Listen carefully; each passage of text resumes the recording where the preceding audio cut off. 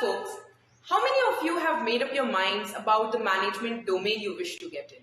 For some, it might be consulting, and for others, it might be investment banking, or let's say marketing. But hey, do you know the end-to-end functionings, skills required, and the lifestyle of the people working in these domains? Yes, that's the catch. Many times we get allured by the lifestyle and perks of a specific job role only to realize later that we are not a cutout for it. To save yourself from landing in such a situation, it's always better to study the field inside out before actually getting into it. But how do you do that? Well, we have got you covered here with a new show on InsideIIM called CareerPedia, a one-stop solution to have in-depth understanding of management career options and fields. My name is Charul Chandak, and I hope to have great fun with you all exploring the various management careers. So let's get started.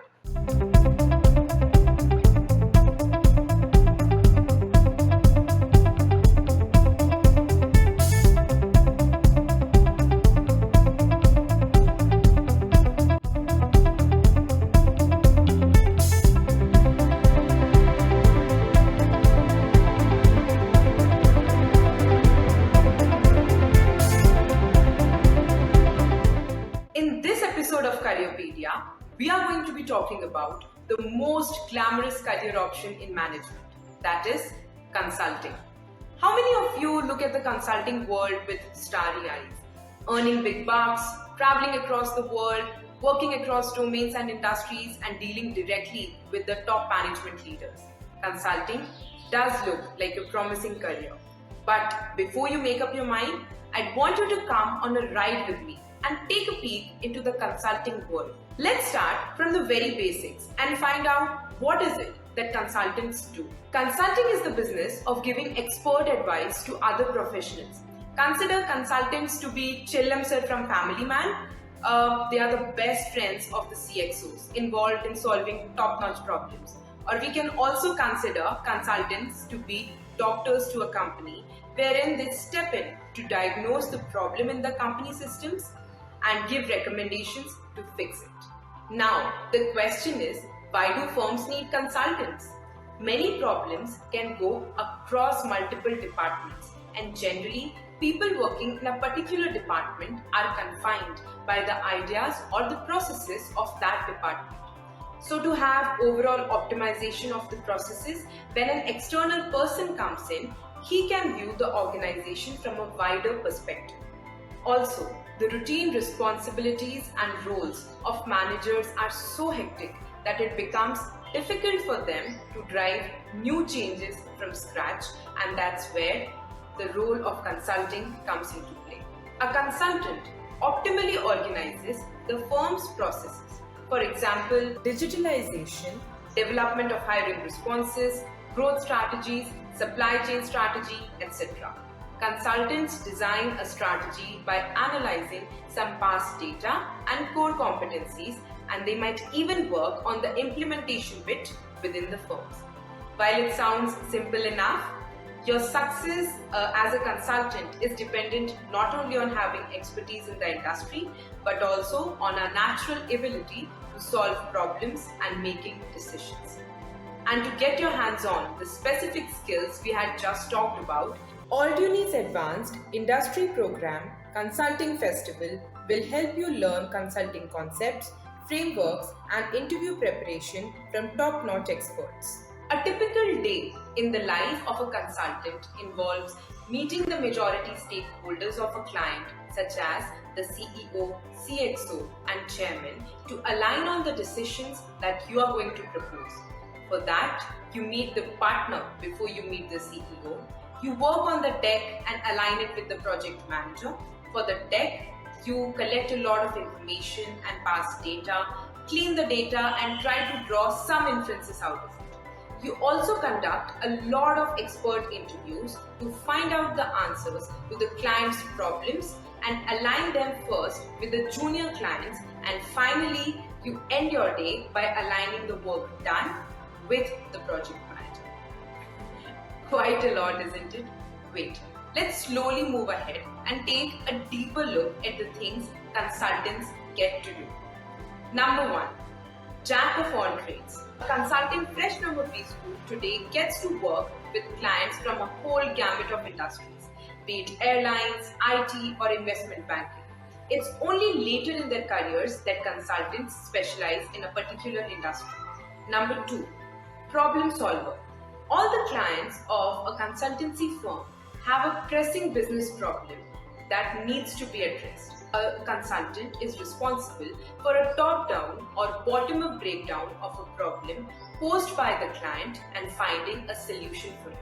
Number 3, number cruncher and strategist. More often than not, solving a client's problem requires the processing of large amounts of data and numbers. Understanding and solving problems also require a viable strategy. A consultant combines their ability to process data and analyze optimal businesses and solutions. Now I guess after seeing the amazing job responsibilities, your question might be, how can one get hired in a consulting firm? So the big consultancy firms generally hire from the top B schools of the country. The basic skills required to get hired are communication skills, problem solving skills, case solving abilities, analyzing guesstimates, and having a firm grip on Excel and PPT.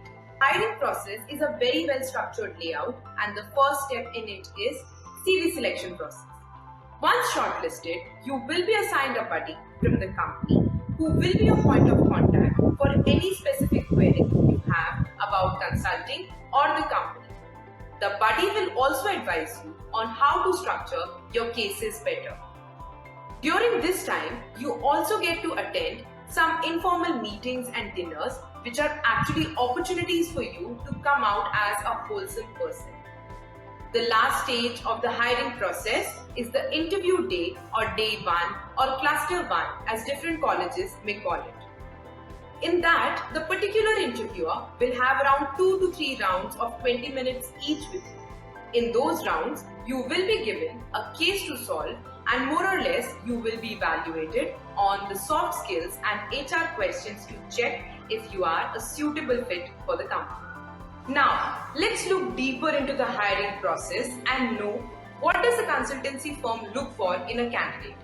The CV of any candidate is generally divided into 4 categories: academic record, co-curricular achievements, extracurricular achievements, and positions of responsibilities. Recruiters generally look for spikes in any of these categories, which shows the consistency of the candidate in the past. MBA students get the first taste of this elaborate hiring process when they sit for the summer placements. Hence, it becomes imperative to prep efficiently for the summer placement season, and to help you with the same, InsideIIM has got you the Day Zero Bootcamp Season 2 to prepare you for the launch pad that could get you into your dream career. Gain an edge over others in this summer and grab offers from your dream companies on day 0 of the summer placement season. Get domain-wise knowledge, interview preparation, simulation exercises, CV and SOP enhancement from industry experts and students who have cracked PPOs and placements. Okay, so hiring is done, and now I guess you might be wondering about the career progressions and the roles involved in consultancy. Let's get started with that. Number 1 is business analyst role. Business analyst primarily performs analytical roles and presents recommendations to the seniors in the firm. These roles are given to the freshers. Number 2 is consultant role. A consultant is responsible for gathering data and also client engagement and problem solving. A consultant also directly communicates with the senior client executives. Number 3 is engagement manager role. One typically gets promoted to this role after 2 years. Here, you will be responsible for the overall management of a team of consultants and analysts and directing a project according to the client's requirements. Number 4, associate principal role. After a tenure of 6 years in an organization, an associate principal provides inputs for problem solving and is involved in business development. Principal role. After a tenure of around 8 years, the principal is involved in high-level input projects and is also responsible for maintaining client relations. Number 6 is senior partner role. After having worked for a good period of 10 to 15 years in an industry, one gets promoted to the role of a senior partner.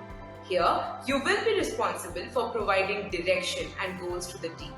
Number 7 is management director role. After having worked for more than 10 to 15 years in the industry, one becomes the MD.